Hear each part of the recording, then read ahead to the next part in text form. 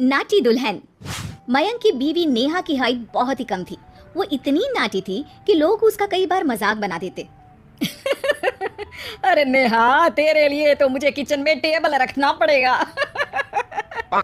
माँ जी, इतनी भी नाटी नहीं हूँ मैं। और हाँ, हिल्स पहनकर तो बिल्कुल आपके बराबर आ जाती हूँ।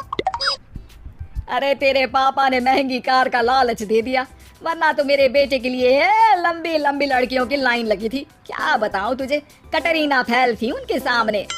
पर माँ जी, आपका मयंक भी तो हाइट में कौन सा अभिषेक बच्चन की तरह है जो कटरीना मिल जाती।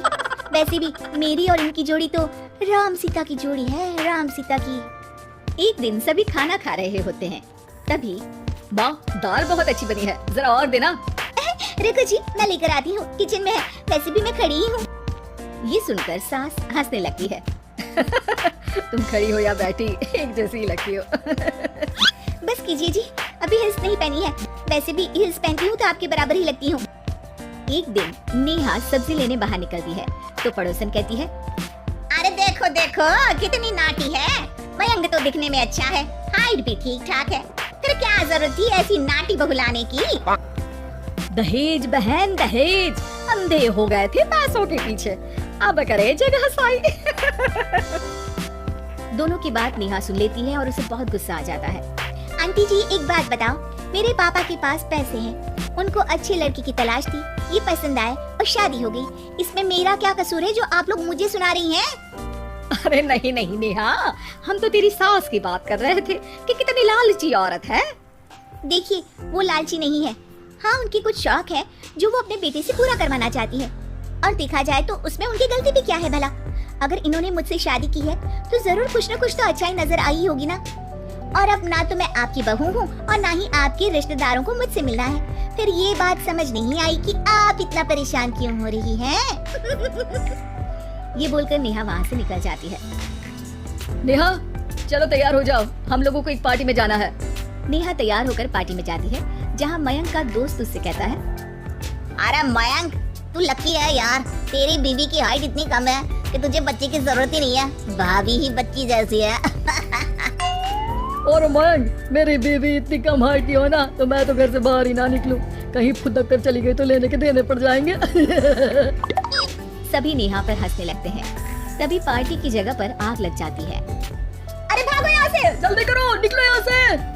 अरे लेकिन बाहर के दरवाजे पर ही आग है, अब कैसे बाहर निकलेंगे? कोई रास्ता भी नहीं है। अरे रास्ता है ना, अगर कोई इस खिड़की से बाहर निकलकर अगर सामने के दरवाजे में आग को बुझा दे तो सब निकल सकते हैं।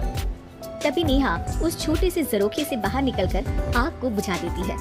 अरे वाह, भाभी जी ने तो आज हम सबको बचा लिया। वाह भाई वाह, बीवी हो तो ऐसी, अपने पति ही नहीं बल्कि यहाँ मौजूद सभी की जान बचा ली है इसने। भाई मयंक, माफ कर देना, तेरी बीवी तो सच में कमाल है।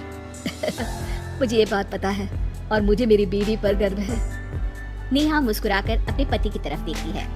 कुछ दिनों बाद जब नेहा और उसकी सास मार्केट जाती है, वहाँ पर, अरे भैया, ये कपड़ा तो देना, कितने का पड़ेगा?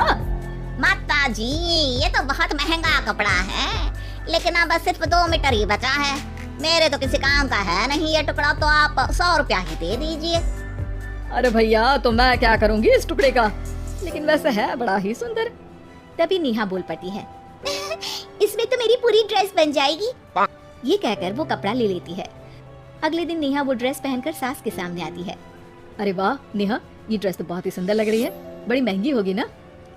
अरे कपड़ा तो मैंने ही पसंद किया था, बस पूरा नहीं था तो इसने ले लिया। सिर्फ 200 रुपए की ड्रेस है ये पूरी। देखो माँ जी, नाटी होने का भी कम फायदा नहीं है। जैसे तैसे दिन कट रहे थे।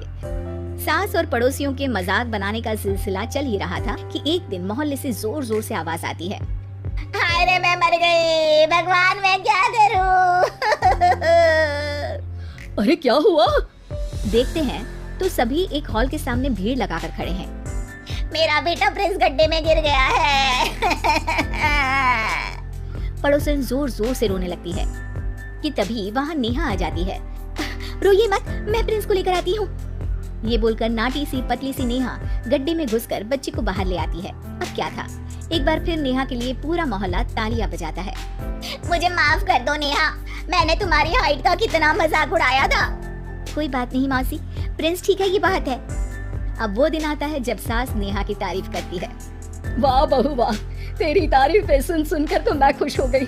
आज तो तूने ये साबित कर दिया कि समाज में इंसान अपने रंग रूप और लंबाई चौड़ाई से नहीं बल्कि साहस और हौसले से काबिल कहलाता है। मुझे माफ कर देना बेटा।